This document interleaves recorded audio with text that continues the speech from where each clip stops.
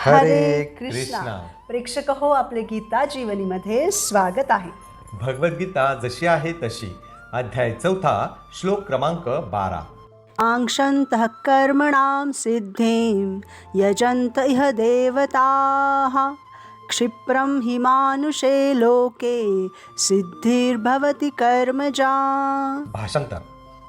मनुष्य या जगात सकाम कर्मांमध्ये सिद्धीची इच्छा करतात आणि म्हणून ते देवतांची आराधना करतात. अर्थात मनुष्यांना या जगात सकाम कर्मांपासून त्वरित फलप्राप्ती होते. तर प्रेक्षक हो, या श्लोकामध्ये भगवान श्रीकृष्ण सांगत आहेत की कोणते लोक देवी देवतांची आराधना करतात. तर ज्या लोकांना त्यांच्या भौतिक इच्छांची पूर्ती करून घ्यावयाची असते, उदाहरणार्थ चांगली नोकरी, व्यवसाय, गाडी, बंगला, सुंदर पत्नी किंवा चांगला पती, अपार संपत्ती, पुत्र इत्यादी, असे लोक देवी देवतांची आराधना करतात आणि त्यांच्या त्या इच्छा पूर्ण करून घेतात. तर मग यामध्ये समस्या काय आहेत? समस्या ही आहे की भौतिक इच्छांच्या पूर्तीसाठी देवी देवतांची योग्य विधिविधानानुसार आराधना केली तर ते इच्छित फळ तत्काळ देतात, परंतु ते शाश्वत नसते. खरंय प्रेक्षक हो, आजकाल सर्वांनाच सर्व काही तत्काळ हवं असतं. उदाहरणार्थ फळांना पिकण्यासाठी वेळ लागतो, उदाहरणार्थ केळी, कलिंगड, आंबा इत्यादी. परंतु आपण त्या फळांना कृत्रिमरित्या पिकवतो, त्यानं ते पिकतात, परंतु त्यांची गुणवत्ता मात्र खालावते. प्रेक्षक हो, त्याचप्रमाणे आजकाल लोकांनाही भगवंतांची भक्ती करण्यामध्ये धैर्य नाही.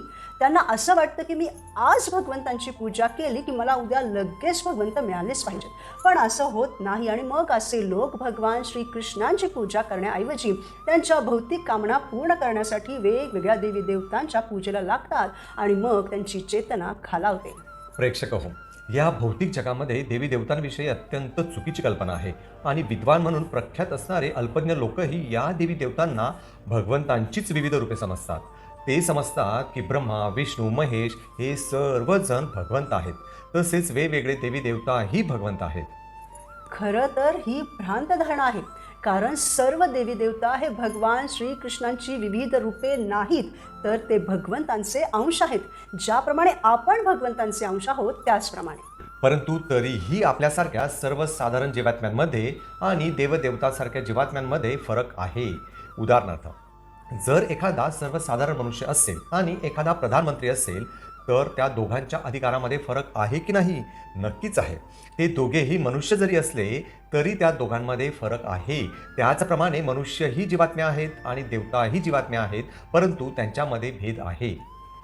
जसे की ज्यांनी खूप सारे पुण्य कमवून स्वर्ग लोक प्राप्त केलेला आहे, जे श्रीकृष्णांपासून शक्ती संपन्न झालेले आहेत, त्यांना देवतांचे शरीर प्राप्त होते आणि तेच देवी देवता भगवंतांच्या मान्यतेनुसार या भौतिक जगाचे व्यवस्थापन पाहतात.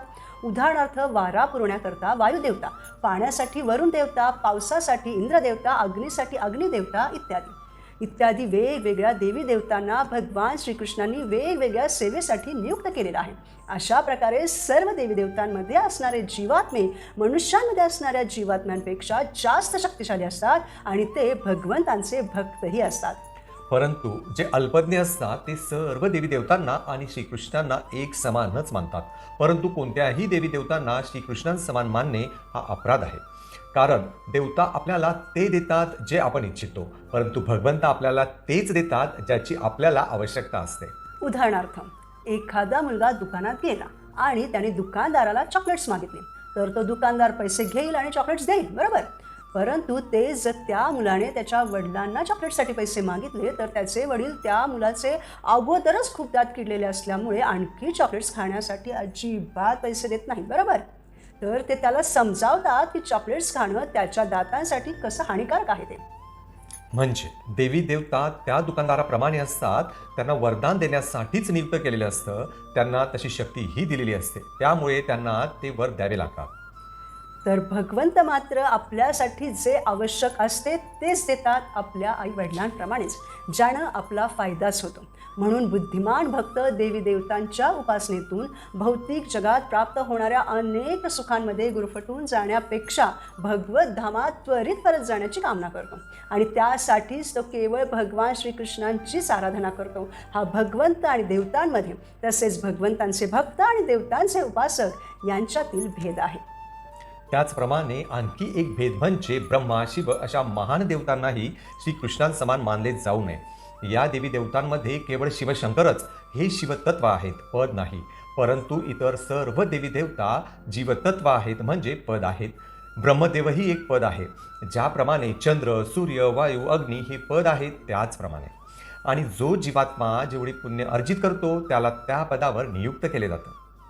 उदाहरणार्थ, ज्याप्रमाणे प्रधानमंत्री किंवा मुख्यमंत्री हे काही 5-10 वर्षांसाठीच त्या पदावर असतात, कायम नसतात, त्याप्रमाणे देवी देवताही त्यांच्या पदावर काही काळासाठीच असतात, कायम नसतात.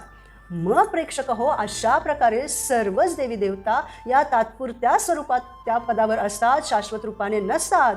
तर मग येथे हा प्रश्न उपस्थित होतो की आपल्याला शाश्वत आशीर्वाद ते कसे काय देऊ शकतील? विचार करण्याची गोष्ट आहे, नाही? उदाहरणार्थ, आपल्या खात्यामध्ये जर 50,000 रुपये असतील आणि आपण ATM मधून पैसे काढण्यासाठी गेलो, पण आपण ATM मध्ये जाऊन तेथे भरपूर पैसे आहेत म्हणून 1,00,000 रुपये काढू शकतो का? तर अजिबात नाही. कारण आपल्या खात्यामध्ये 1,00,000 रुपये नाहीतच मुळी, म्हणून ते आपल्याला 1,00,000 रुपये देऊ शकत नाहीत.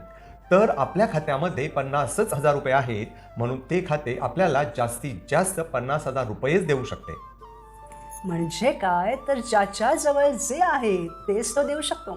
देवी देवता शाश्वत नाही, ते या भौतिक जगाच्या विनाशाबरोबरच विनाश पावतात. आणि त्यांचे आराधकही, भौतिक जगत, देवता आणि त्यांचे आराधक असणारे निवासी हे ब्रह्मांड रूपी महासागरातील केवळ बुडबुडे आहेत. उदाहरणार्थ, हिरण्यकशिपूने 36,000 वर्षे तपस्या केली. त्याची ती तीव्र तपस्या पाहून ब्रह्मदेव प्रसन्न झाले. त्यांच्याजवळ त्याने अमर होण्याचा वर मागितला. तेव्हा ब्रह्मदेव म्हणाले की मी स्वतःच अमर नाही, माझाही एक ना एक दिवस मृत्यू निश्चित आहे. मग मी तुला अमर होण्याचे वरदान कसे काय देऊ शकेल? त्याचप्रमाणे मोक्ष ही शाश्वत गोष्ट आहे. ती देणं कोणत्याही देवी देवतांचा अधिकार नाही. देवी देवता का आपल्याला काही देऊ शकतात? कारण भगवंत त्यांना त्या गोष्टी देण्यासाठी नियुक्त करतात, म्हणून.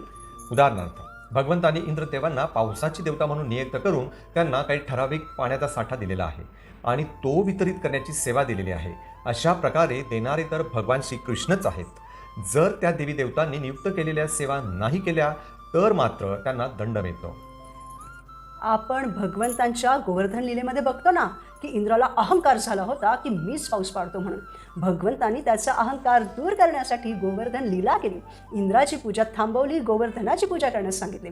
आणि मग क्रोधित झालेल्या इंद्राने जे प्रलयाच्या वेळी उपयोगात आणले जातात त्या संवर्धक ढगांना बोलवून वृंदावनावर 7 दिवस 7 रात्र भयंकर वर्षा केली. परंतु भगवंतांनी त्यांच्या डाव्या हाताच्या करंगळीवर, जे आपले सर्वात कमकुवत बोट असते, त्या करंगळीवर 7 दिवस 7 रात्रींसाठी प्रत्यक्ष गोवर्धन पर्वताला एखाद्या छत्रीप्रमाणे उचलून वृंदावनवासियांना आश्रय दिला. तेव्हा इंद्राला कळून चुकलं की श्रीकृष्णच भगवंत आहेत आणि तेव्हा त्याचा सर्व अहंकार धुळीस मिळाला आणि मग तो भगवंतांकडे क्षमा याचना करण्यासाठी आला. परंतु प्रेक्षक हो, यावरून आपण देवी देवतांना साधारण समजता कामा नये. खरं तर ते खूप महान आहेत, आपल्यापेक्षा खूप जास्त महान आहेत. परंतु ते भगवंत नाहीत. भगवंत तर आपल्याला ते देऊ शकतात जे इतर कोणीही देऊ शकत नाहीत. भगवान श्रीकृष्ण आपल्याला जन्म, मृत्यू, जरा, व्याधी या मुख्य दुःखांपासून कायमचे मुक्त करतात आणि स्वतःच्या गोलोकधामी घेऊन जातात. म्हणून त्यांचे एक नाव आहे मुकुंद. मुकुंद म्हणजे मुक्ती देणारे. त्याचप्रमाणे असे म्हटले जाते की जो मनुष्य वाराणसीमध्ये शरीर सोडतो त्याला शिवजी मोक्ष प्रदान करतात. कसे? तर ते त्या मनुष्याच्या कानामध्ये राम नाम उच्चारतात, म्हणजे राम नामाने त्याला मोक्ष मिळतो. मोक्ष देण्याचा अधिकार केवळ भगवंतांनाच आहे. यावरून आपण हेच शिकतो की देवी देवता भगवान श्रीकृष्णांची विभिन्न रूपे नाहीत, तर भगवान श्रीकृष्णांचेच विभिन्न अंश आहेत. किंवा एका दृष्टीने आपण त्यांना भगवंतांचे अवयव म्हणूनही बघू शकतो. जसे की इंद्र हे भगवंतांचे हात आहेत, सूर्य आणि चंद्र हे त्यांचे डोळे आहेत, इत्यादी. म्हणून आपण देवी देवतांचा सुद्धा आदर केला पाहिजे, परंतु पूजा मात्र श्रीकृष्णांचीच केली पाहिजे. उदाहरणार्थ, ज्याप्रमाणे एखादी मुलगी लग्न होऊन तिच्या सासरी जाते तेव्हा ती सासरकडच्या सर्वांचाच आदर करते, परंतु हृदय मात्र ती तिच्या नवऱ्यालाच देते ना. अगदी त्याचप्रमाणे वेदही तेच सांगतात की नित्यो नित्यानाम, म्हणजे भगवंत एकच आहेत आणि त्यांचे अंश अनेक आहेत. ईश्वरः परमः कृष्णः, म्हणजे श्रीकृष्णच परमेश्वर आहेत. मोक्ष किंवा मुक्ती केवळ श्रीकृष्णच प्रदान करू शकतात. म्हणून भगवंत आणि देवता एकाच पातळीवर आहेत असे जो मानतो त्याला नास्तिक किंवा पाखंडी म्हटले जाते. शिवशंकर पार्वतीला पद्मपुराणामध्ये सांगतात की आराधनानाम सर्वेषां विष्णुर आराधनम परम, म्हणजे सर्व आराधनांमध्ये सर्वश्रेष्ठ आराधना कोणती असेल तर ती भगवान विष्णूंचीच आराधना आहे. म्हणून जे वेगवेगळ्या देवी देवतांची किंवा मानव नेत्यांची भगवंत समजून पूजा करतात त्यांना मूर्ख मानले जाते.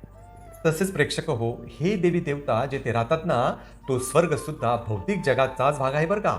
परंतु भगवंत या भौतिक जगातील नाहीत, तर ते आध्यात्मिक जगातील आहेत. म्हणून भगवंत म्हणतात की तू एवढा या भौतिक गोष्टींमध्ये का अडकलेला आहेस? मला मोठं घर पाहिजे, मला गाडी पाहिजे, मला हे पाहिजे, मला ते पाहिजे. अरे का?